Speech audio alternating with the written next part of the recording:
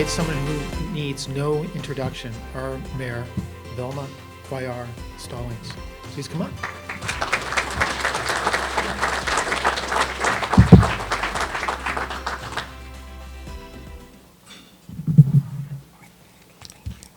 Thank you, Andres. Well, hello, everyone. Buenas tardes. Good afternoon. On behalf of my fellow city council members, I want to say how grateful we are that you've taken time to join us here today. Your involvement in our community is very much appreciated and shows your support for the chamber, the city, and the school district. I grew up in Paramount and spent my career working for Paramount Unified School District. So leading the city over this past year has been one of my greatest honors. I love Paramount. It's been a joy to tell the story of our town in many places during my time as mayor. Recently, I traveled to Washington, D.C. to represent our city at the United States Conference of Mayors. While there, I became friends with officials from all over America. It was, in a way, kind of touching and refreshing to find that so many cities have the same issues, challenges, and strengths as we do here in Paramount. No matter where we live, we are so much more alike than we realize. Today, you'll hear more about Paramount's continuing story. You will learn about the present along with some of the past. Thank you all for being here today. Now, please welcome our wonderful city manager, Mr. John Moreno.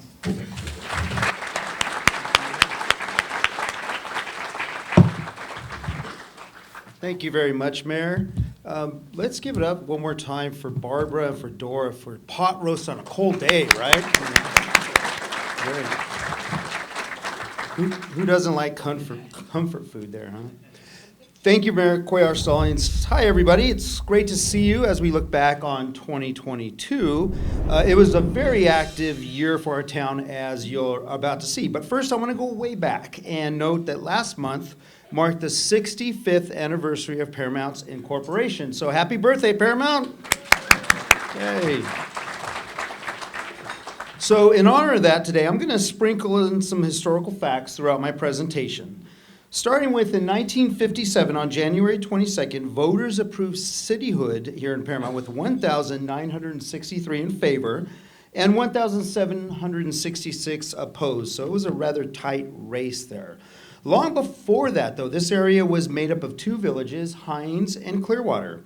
Hines was named for S.B. Hines, the manager of the Los Angeles Terminal Railroad, as sort of an incentive for him to locate a depot here back in 1898. Clearwater, on the other hand, was named after a large lake where the Bianchi Theaters complex is today. As early as 1925, there was talk of merging the two villages, but they needed a name. So a straw poll that year suggests names like Hines, Clearwater, Kleins, and Tunerville. I'm not kidding, Tunerville, what the heck? Yeah, don't know where that name came from, but it's true though, it's fact. Well, thank goodness for the U.S. Postal Service, who wanted one post office for the area and decided on the name Paramount after the boulevard. And this action that occurred in 1948 unified the two villages officially as Paramount. Now then, back to the present. Let's start with public safety. This is the city's most important job and our city council's top priority. So I'm going to highlight one specific area, and that's street racing and intersection takeovers. In late 2021, Paramount was one of the first cities to adopt a very strong law to confront these crimes. Our ordinance has severe consequences for racers and spectators. Ultimately, the city can confiscate a driver's vehicle. So in 2022, we increased the fines for spectators, and again, those are the people who motivate the drivers to do what they do, from $100 to $2,000. So it's a steep fine, Thank you.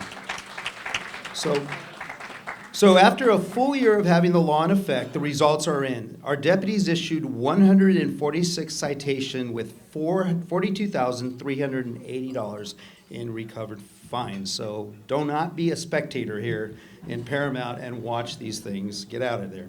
Additionally, we had 9 cases processed for forfeiture and 37 vehicles towed. Although the problem hasn't entirely gone away, our actions have put a dent, dent, in this activity, and many other cities have used our ordinance, maybe even in Linwood and Bellflower, for their own ordinances as well. We also brought 4 other cities together to ask Assembly Speaker Anthony Rendon for more funding for the CHP Street Racing Task Force, which was ultimately approved, so we're happy about that. Also, with public safety, we launched a Facebook page specific just to that department to engage with our residents. And we also held our first public safety expo in over a decade. And you can see our vice mayor and mayor there in the picture.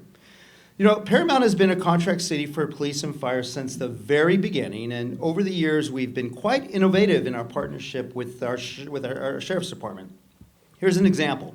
In 1983, we were the first city served by the sheriffs to use non-sworn community service officers.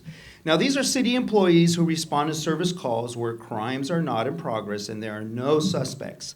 This gives our sworn deputies more time to focus on patrolling our neighborhoods and the higher priority calls. This program soon thereafter became a model for other cities served by the sheriff's department.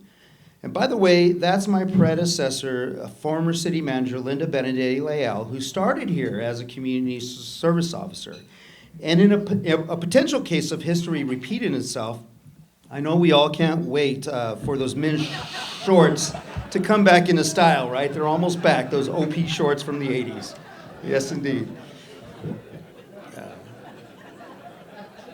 So next, moving on from the shorts, next I want to address some of the things we did for our business community last year. Obviously, the long arm of COVID impacted a number of our small businesses, many of them chamber members. So to help them stay afloat, the City Council dedicated a large chunk of our federal relief funds to business grants, issuing over $500,000 in these grants last year alone. To further help struggling small businesses, we bought more than $40,000 in gift cards to local restaurants and shops and gave them out to customers as part of our Explore Paramount program. So that encouraged them to come back as well to these shops and restaurants. We also provided free marketing during our dining and shopping promotion through Explore Paramount. Keep watching our social media for the next dining campaign this upcoming spring. And to make it easier for you to apply for and renew a business license or to pull a building permit, we started online access to these departments last year. When it comes to our historical business community, you might recall that for decades, this was dairy and hay country. Hines and Clearwater were known as the milk shed of Los Angeles and the world's largest hay market. For a long time, there were more cows here than people.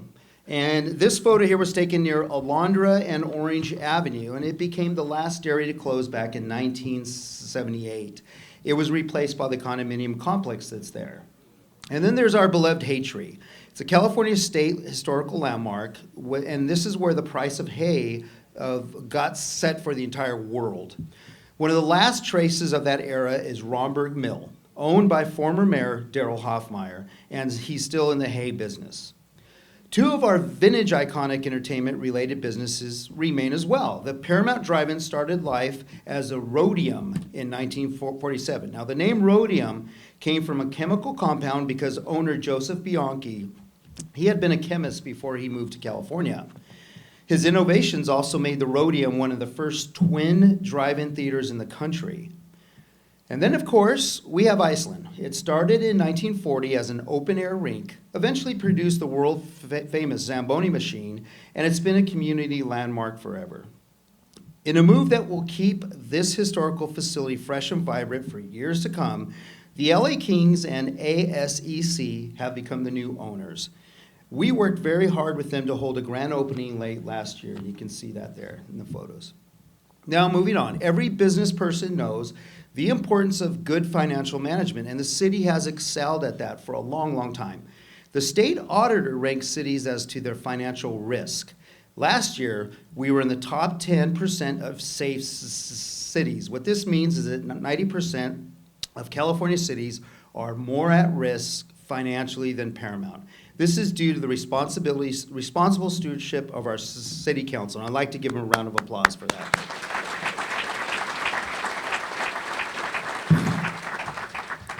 An example of our financial sharpness was starting a new portfolio that moves away from low-yield investments to more high-yield ones, which are just as conservative.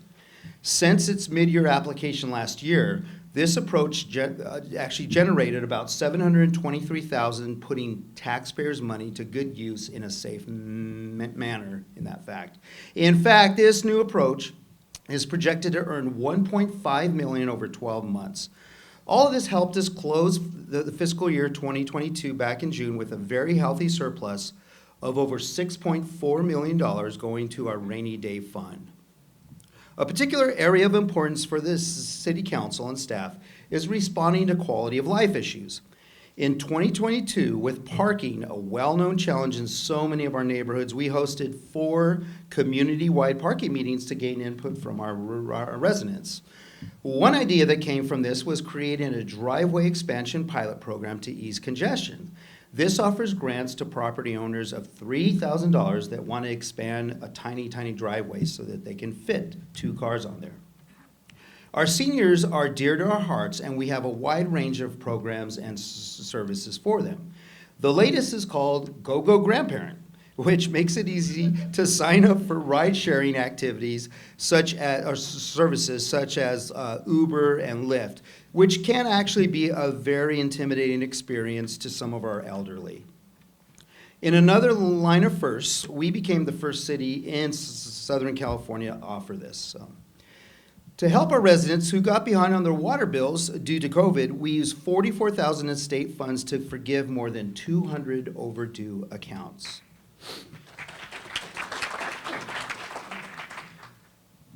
Paramount partners with a number of nonprofits that assist our residents with social, medical, and other health services.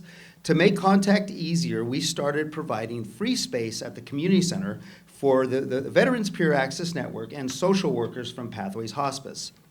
And thanks to a donation by the California Municipal Finance Authority, we were able to distribute a whopping $205,000 to a handful of these organizations, and you can see all their names there. When it comes to sustainability and green initiatives, Paramount has a solid reputation. We've won awards and gained recognition from national, state, county, and regional entities. Our latest was the Gateway Cities Gold Energy Action Award, our 2nd year in a row to earn this. In 2022, we were again named a Tree City USA, our 4th consecutive time. And last year saw the beginning of the ambitious state-mandated organic waste recycling program, and we didn't waste any time starting the program for a community. There you go again, for a community. Athens Services, who came on board as our new trash hauler, was well equipped with great experience to get this in motion. We also appreciate that Athens has continued with their public generosity that CalMet maintained before them. For instance, they provide free services for our neighborhood cleanups and clutter events. They also decided to hire former CalMet employees, including Bill Kalpikoff, who's in the room. Hey, Bill. And we thank them for that.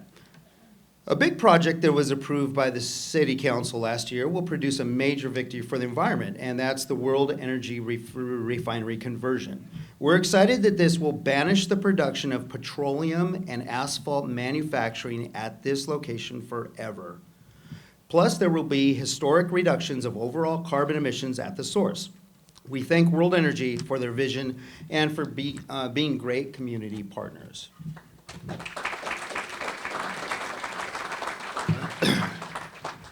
Now, here's a little bit of recent history tied to the environment. I'm sure most of you recall the issues that we had with the hexavalent chromium starting in 2016. After 5 years of constant air monitoring, the AQMD concluded in 2021 that the numbers were low and stable, and they left town.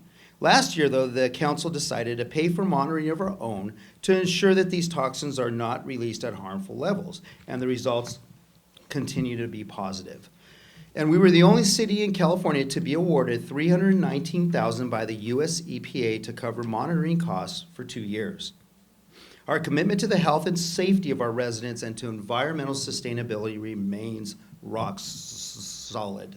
And we appreciate the support from the EPA.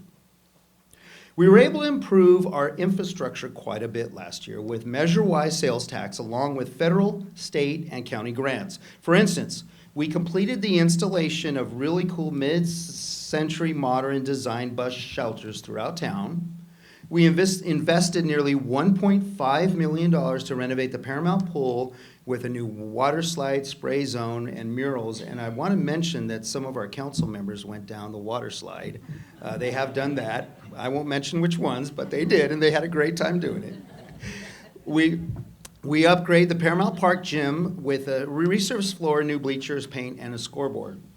Through our public art program, we unveiled a really new, cool mosaic at the community center called Brilliance of Community. The cool thing about this is that it was created by artists with Piece by Piece, which is a nonprofit that supports formerly homeless individuals. So that's a really cool piece.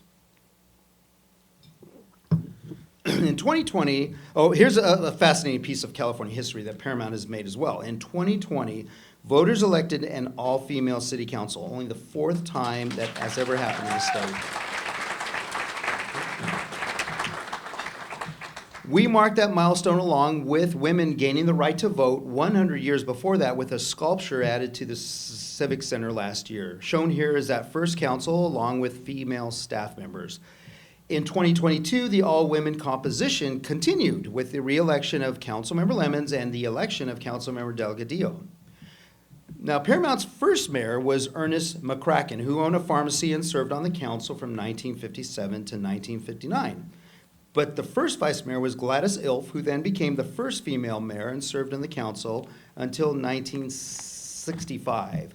That's her on the right, along with the guest judge of the Miss Paramount contest, former President Dwight Eisenhower. I'm just kidding, It's not, it looks like him, though. We actually have no idea who that is, but it loost like him, so we had to throw it in there. So we gave it a shot. Our first city hall, by the way, was in the building at the corner of Jackson and Paramount, taking up the corner office that had previously been a pharmacy there. And the building is still there, one of our vintage architectural gems. It's a really pretty building. And that space is, once again, a pharmacy. Homelessness, unfortunately, is still widespread throughout the region, but Paramount has a dedicated program to help those who find themselves living on the streets or in their vehicles. Last year, shortly after the county did their homelessness count, we hired a nonprofit that specializes in these counts and does a more thorough job than the county does. Their findings were dramatically at odds with the county's and proved that the numbers in Paramount have decreased steadily over time. Here it is. From a high of 105 unsheltered adults in the city in 2019, the figure had dropped to 59 last year, a 56% decline.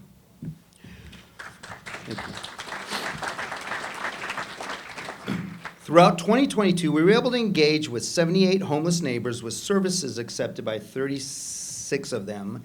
We secured 12 dedicated shelter beds at the Salvation Army facility in Bell and renewed our homeless family services. Another passion of our city council is education. And our PEP program is still thriving. College scholarships were given to 46 Paramount students last year, totaling $141,000, and another $167,800 was raised for the future.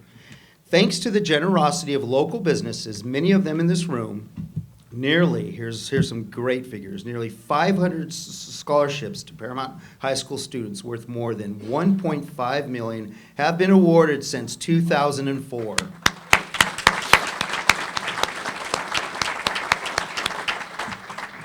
And I'd like to also thank our PEP Foundation board members from the business community, Alicia Valadez, Dr. Max Martinez, John Tankledge, Glenn Clausen, Javier Gonzalez, and Jose Baca. You all provided great service to the community. So there you have a sample of good things that happened in 2022, along with a few stories from our rich, rich past. That history is being celebrated more and more with the creation of the Paramount Historical Society. It's now a fully functional nonprofit with a growing membership and ambitious plans for the future about the past. Now, as we finish today, I want to take one more walk down memory lane to 1995 to visit a few people who have been telling the story of Paramount for quite some time. Roll tape, please. If you've been wondering what's new in the city of Paramount, let me direct you to the Paramount Chamber of Commerce's newest effort. It's called the Business Resource Center. Today is its grand opening. We've got dignitaries on hand, we've got food and fun. Thought you might want to come along. Let's go. I love that music, by the way. We got two more. Tell us a little bit about today's program. Today's program is finally the official grand opening of this Business Resource Center. It's been in the works for over 2 years, and finally this dream has come true.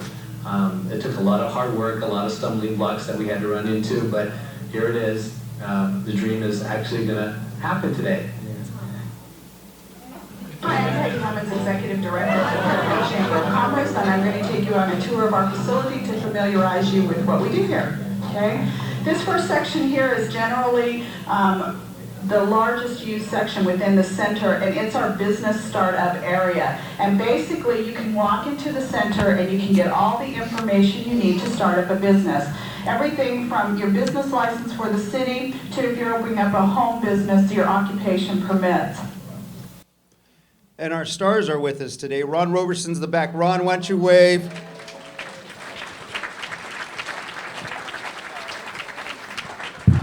Hey, Ron, is this the same microphone that you used back in 1995? Oh, okay, it's a different one. Okay. Peggy Lemons, who's in the back. Councilmember Lemons. And, of course, Dr. Max Martinez. That was a great video. You had darker hair back then, huh, Dr. Max? So, as you saw, 2022 was a very productive year for us, and I'd like to share with you the folks who get this done. Can I ask all the city employees who are in the audience to please stand up? City employees. Come on, guys, don't be bashful. There you go, thank you.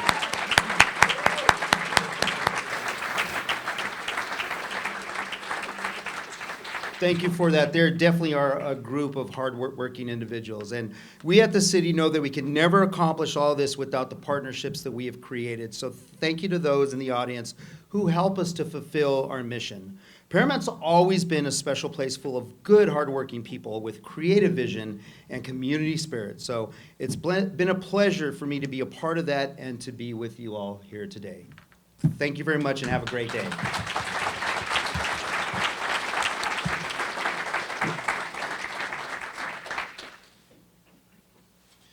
Wow, the city does so much. It's really easy to be a great Chamber of Commerce when you're following this city along. So we really love everything you do. Okay, so in closing, I want to remind you that we'll be hosting the Women in Business Luncheon on April 19th and our annual Golf Classic, which will be taking place on May 15th at Los Coyotes Country Club in Buena Park. If you want to golf and support the tournament by purchasing a tee sign or donate a prize, again, contact the Chamber. As for the beautiful centerpieces, we'd like you to take them home. They've been donated by GM Properties. If you're the person at the table who happens to have the birth date closest to Abraham Lincoln's birthday, anybody knows that one? February 12th? Yep. Used to be my day off when I went to elementary school because it's my birthday. So it's not that way anymore. Let's give one big round of applause to all our sponsors, World Energy. Thank you for coming. See you next year. Have a good afternoon.